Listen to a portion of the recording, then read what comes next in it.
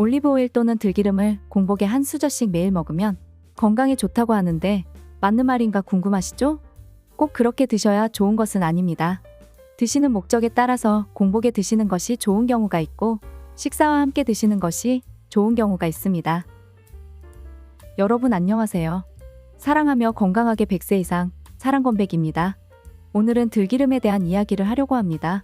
오늘 영상 끝까지 봐주시고 좋아요와 구독 알림 설정해 주시면 정말 감사하겠습니다.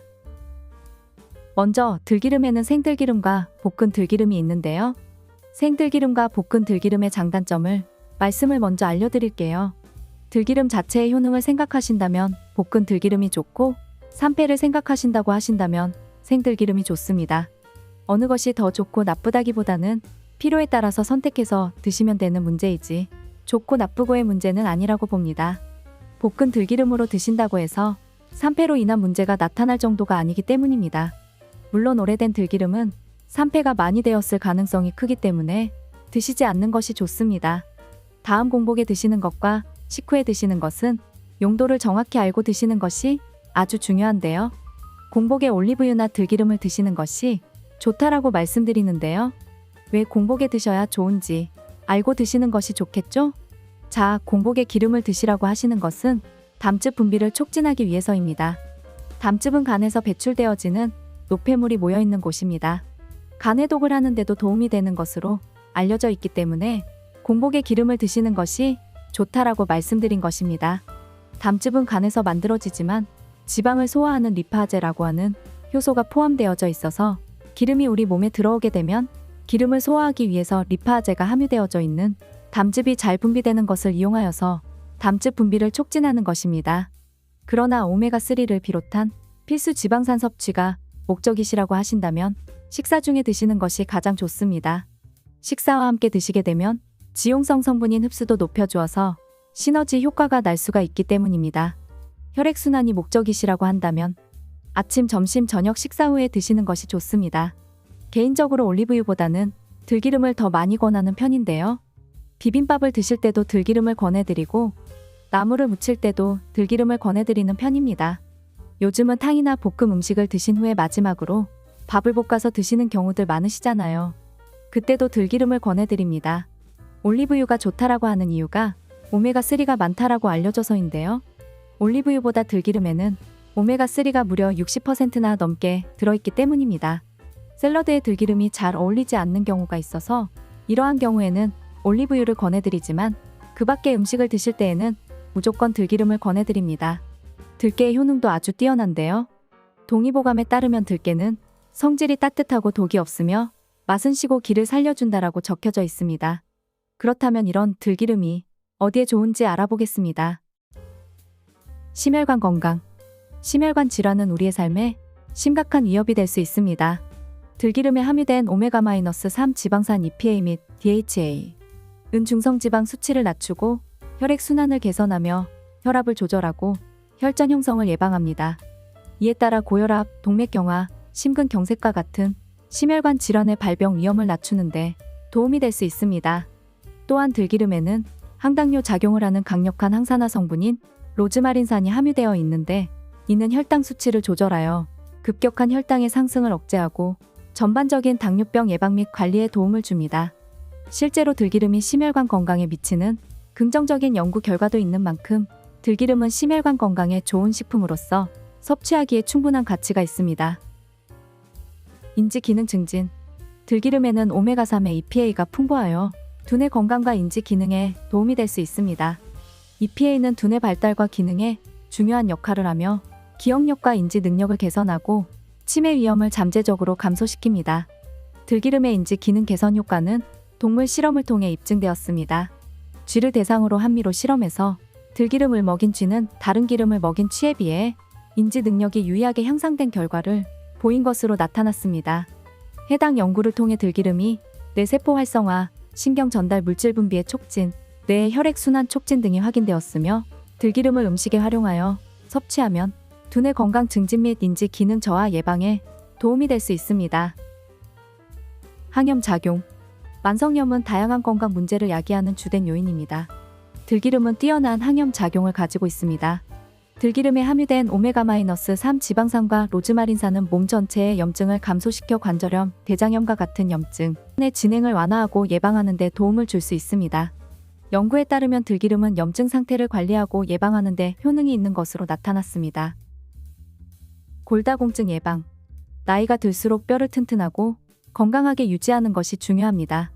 들기름에는 뼈가 약해지는 질환인 골다공증을 예방하는데 도움이 되는 알파리놀렌산이 함유되어 있습니다. 노인을 대상으로 한 연구에 따르면 16년 동안 알파리놀렌산을 꾸준히 섭취한 노인은 고관절 골절의 위험이 감소하는 것으로 나타났습니다. 동물 실험에서도 골다공증에 걸린 쥐에게 들기름을 섭취하게 했더니 뼈의 강도가 높아지는 것으로 나타났습니다. 피부 건강 개선.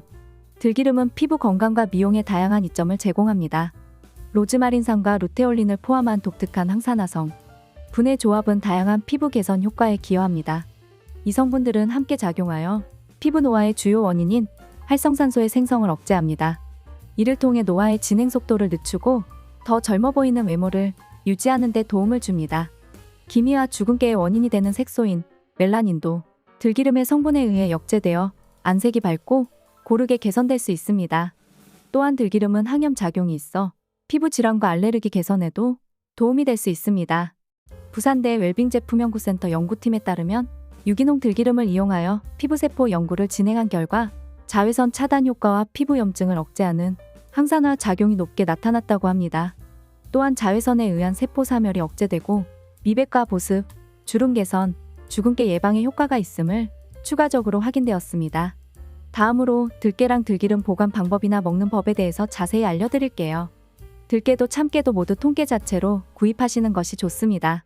들깨분이라든지 아니면 참깨분으로 구입을 하시게 되면 깨의 표면적이 훨씬 더 넓어지기 때문에 그만큼 공기에 노출되는 부분이 많아서 산패도가 높아지기 쉽기 때문입니다. 그렇다고 해서 통깨 자체를 그냥 드시게 되면 깨 껍질은 소화가 되지 않기 때문에 대변으로 그대로 나와버리게 됩니다. 이렇게 되면 깨의 효능은 나타나지가 않게 됩니다. 통깨로 구입하셔서 드시기 직전에 분쇄해서 드시는 것이 가장 좋은 방법입니다. 시중에 통깨를 갈아주는 조그마한 제품들이 있으니 간편히 분쇄해서 드시길 추천드립니다. 들기름을 구입하실 때는 가능하다면 저온에서 압착한 들기름을 구입하시는 것이 좋습니다. 색이 너무 검고 탁한 것은 높은 온도에서 볶은 들깨이며 이물질이 많기 때문에 가급적이면 피하시는 것이 좋습니다. 볶지 않고 짠 들기름은 아침 공복에 드시는 용도로는 좋습니다.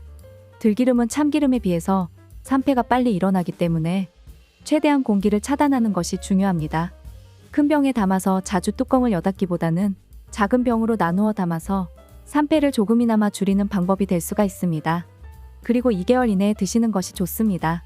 그렇기에 한 번에 다 드시기 어려운 상황이시라면 주변 분들과 나누어서 드시거나 소량으로 구매하셔서 드시길 바랍니다. 다음 보관법으로는 일단 기름은 산패가 문제가 되기 때문에 각별한 주의가 필요합니다. 지방의 산패는 첫째는 공기와의 접촉을 피해야 하고 꼭 밀폐된 용기를 사용하셔야 합니다. 다음으로는 햇볕에 들어 자외선을 차단하셔야 합니다. 지방은 자외선에 의해서도 산패가 일어나기 때문에 빛이 들어오지 않는 곳에 보관하셔야 합니다. 들기름은 자칫 잘못 보관하면 향과 맛을 해칠 수 있기에 올바른 방법으로 보관하는 것이 중요합니다.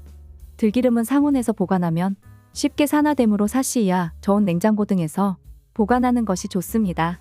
하지만 이때에도 결로 현상으로 인해서 더 빠르게 산패가 일어날 수가 있기 때문에 들깨의 경우는 소량씩 포장해서 밀폐 용기에 담아 작은 용기는 냉장고에 사용하지 않는 나머지는 냉동 보관하시고 필요하실 때마다 조금씩 사용하시면 됩니다. 냉동 보관했다고 해서 산패가 안 되는 것은 아닙니다. 조금 시간을 늦추는 방법이 될 수가 있기 때문에 너무 오래 두고 드시는 것은 좋은 방법은 아닙니다. 가급적이면 냉동실에 보관한다 하더라도 1년은 넘기지 않게 해주세요. 들기름이나 들깨를 먹으면 안 되는 주의사항도 있는데요. 아주 중요한 주의사항은 산패의 문제입니다. 들기름은 다른 기름에 비해서 산패가 되기가 아주 쉽기 때문인데요. 산패된 들기름은 독으로 작용하여서 오히려 건강에 해롭기 때문에 드시면 안 됩니다. 방금 제조한 신선한 들기름을 구입하시는 것이 중요합니다. 산패를 방지하기 위해서는 피리소량 구매 후 작은 용기에 담아 사용하시길 추천드리며 색이 너무 검은 건 구매하지 말아주세요. 색이 검다라는 것은 고온인 200도 이상의 온도로 볶거나 고온 압착으로 제조한 제품은 1급 발암물질인 벤조피렌이 함유되어져 있기 때문에 주의가 필요합니다. 특히 수술을 앞두고 계시는 분이시라고 한다면 주의가 필요합니다. 오메가3는 피를 묻게 하여서 피가 멈추지 않게 하는 작용을 하기 때문에 최소 수술을 한 주 전에는 안 드셔야 합니다. 들기름. 건강을 생각해서 드신다고 한다면 개인적으로 볶은 들기름을 권장해드리며 산패가 걱정되신다고 하시는 분들만 생들기름을 드시길 권장드립니다. 내 몸에 맞게 상황에 맞게 꼭 섭취하셔서 내 몸에 놀라운 효과를 느껴보세요. 어린아이처럼 늘 웃음 가득하고 건강한 음식 드시면서 항상 행복한 삶을 이어나가시길 바라겠습니다. 오늘의 내용이 도움이 되셨다면 좋아요와 구독하기 부탁드립니다.